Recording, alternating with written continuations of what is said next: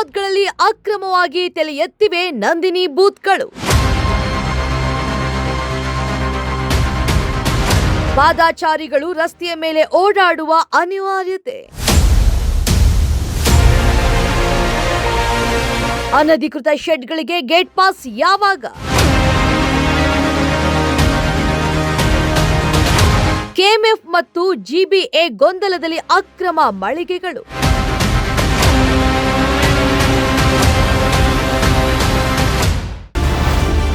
ನಂದಿನಿ ಹೆಸರಿನಲ್ಲಿ ಫುಟ್ಪಾತ್ ಒತ್ತುವರಿ. ನಮಸ್ಕಾರ, ಇದು ಪ್ರಜಾಧ್ವನಿ. ನಾನು ಪಾದಾಚಾರಿಗಳ ಧ್ವನಿ.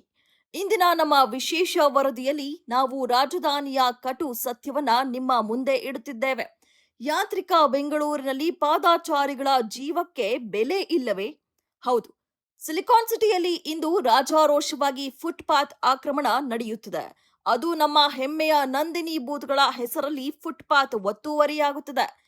ಈ ಮಹಾ ಅಕ್ರಮದ ವಿರುದ್ಧ ಪ್ರಜಾಧ್ವನಿ ಟಿವಿ ನಡೆಸಿದ ವಿಶೇಷ ತನಿಖೆಗೆ ಈಗ ಆರ್ಟಿಐ ಅಸ್ತ್ರ ಸಿಕ್ಕಿದೆ. ನಮ್ಮ ವರದಿಗೆ ಎಚ್ಚೆತ್ತ ಸರ್ಕಾರ ಈಗ ಖಡಕ್ ಆಕ್ಷನ್ಗೆ ಇಳಿದಿದೆ.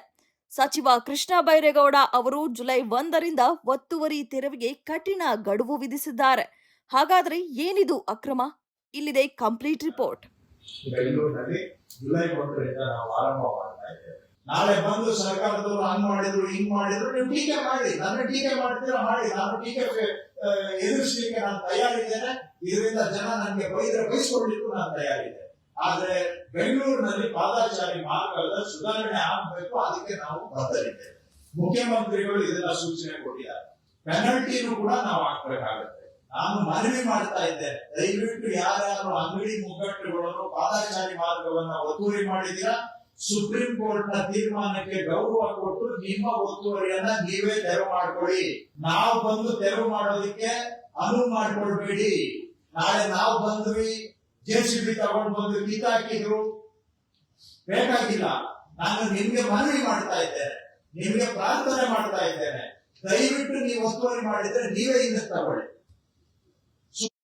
ಅದ್ರ ಮೇಲೆ ನಾವು ಪೆನಲ್ಟಿ ಹೆಚ್ಚಿನ ದುಬಾರಿ ಪೆನಲ್ಟಿಯನ್ನು ಹಾಕಬೇಕು ಅಂತ ನಾನು ಸೂಚನೆ ಕೊಟ್ಟಿದ್ದೆ, ನಾನೇ ಕೊಟ್ಟಿದ್ದೆ. ಎರಡನೇದು, ಎಲ್ಲ ಫುಟ್ಪಾತ್ ಮೇಲೆ ಪಾರ್ಕಿಂಗ್ ಮಾಡೋದು. ಸುಪ್ರೀಂ ಕೋರ್ಟ್ ಅದನ್ನ ಅವರ ಆದೇಶದಲ್ಲಿ ಸ್ಪಷ್ಟವಾಗಿ ಹೇಳಿದ್ದಾರೆ. ಪಾದಾಚಾರಿ ಮಾರ್ಗ ಇರೋದು ಪಾದಾಚಾರಿಗಳಿಗೆ, ವಾಹನಗಳಿಗೆ ಅಲ್ಲ. ಸಿಲಿಕಾನ್ ಸಿಟಿ ಬೆಂಗಳೂರಿನಲ್ಲಿ ಪಾದಾಚಾರಿಗಳ ಹಕ್ಕು ದಿನದಿಂದ ದಿನಕ್ಕೆ ಮರೀಚಿಕೆಯಾಗುತ್ತದೆ.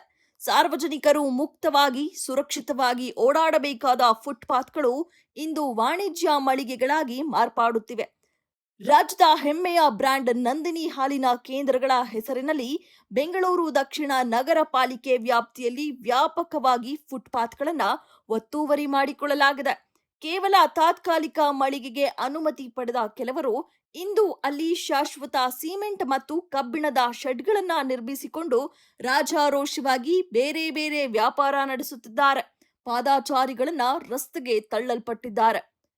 ಸಾರ್ವಜನಿಕರ ಜೀವಕ್ಕೆ ಕುತ್ತು ತರುತ್ತಿದ್ದ ಈ ಅಕ್ರಮದ ಬೆನ್ನು ಬಿದ್ದ ಪ್ರಜಾಧ್ವನಿ ಟಿವಿ ಮಾಹಿತಿ ಹಕ್ಕು ಕಾಯ್ದೆ ಅಡಿ ಅಸ್ತ್ರ ಹೊರಗಿಳಿದಿದೆ. ತನಿಖೆಯಲ್ಲಿ ಹೊರಬಿದ್ದ ಸತ್ಯ ನಿಜಕ್ಕೂ ಆಘಾತಕಾರಿ. ಆರ್ಟಿಐ ದಾಖಲೆಗಳ ಪ್ರಕಾರ ಜೆಪಿ ನಗರ ಹಾಗೂ ಶಾಕಾಂಬರಿ ನಗರ ವ್ಯಾಪ್ತಿಯ ಕನಕಪುರ ಮುಖ್ಯ ರಸ್ತೆ ಮತ್ತು ಸಾರಕ್ಕಿ ಮಾರ್ಕೆಟ್ಗಳಲ್ಲಿರುವ ಹಲವು ನಂದಿನಿ ಮಳಿಗೆಗಳು ಯಾವುದೇ ಗುತ್ತಿಗೆ ನವೀಕರಣವಿಲ್ಲದೆ ಸಂಪೂರ್ಣ ಅನಧಿಕೃತವಾಗಿ ಕಾರ್ಯಾಚರಣೆ ನಡೆಸುತ್ತಿರುವುದು ಸಾಬೀತಾಗಿದೆ. ಈ ಕುರಿತು ಬಿಬಿಎಂಪಿ ಮತ್ತು ಕೆಎಂಎಫ್ ಅಧಿಕಾರಿಗಳನ್ನ ಪ್ರಶ್ನಿಸಿದ್ರೆ ಒಬ್ಬರ ಮೇಲೊಬ್ಬರು ಗೂಬೆ ಕೂರಿಸುತ್ತಾ ಜವಾಬ್ದಾರಿಯಿಂದ ನುಣುಚಿಕೊಳ್ತಿದ್ದಾರೆ. ಪ್ರಜಾಧ್ವನಿ ಟಿವಿ ನಡೆಸಿದ ಈ ಮಹಾ ತನಿಖೆಯ ಇಂಪ್ಯಾಕ್ಟ್ ಬೆನ್ನಲ್ಲೇ ಬೆಂಗಳೂರು ನಗರಾಭಿವೃದ್ಧಿ ಸಚಿವರಾದ ಕೃಷ್ಣ ಬೈರೇಗೌಡ ಅವರು ಎಚ್ಚೆತ್ತಿದ್ದಾರೆ.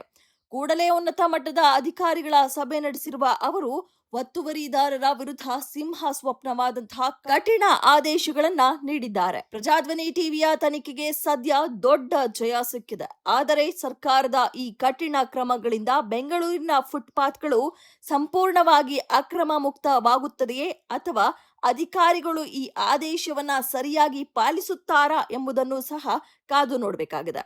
ನಿರಂತರ ಮತ್ತು ಜನಪರ ಸುದ್ದಿಗಳಿಗಾಗಿ ನೋಡ್ತಾ ಇರಿ ಪ್ರಜಾಧ್ವನಿ. ಇದು ಸಾರ್ವಜನಿಕರ ನಿಜವಾದ ಧ್ವನಿ.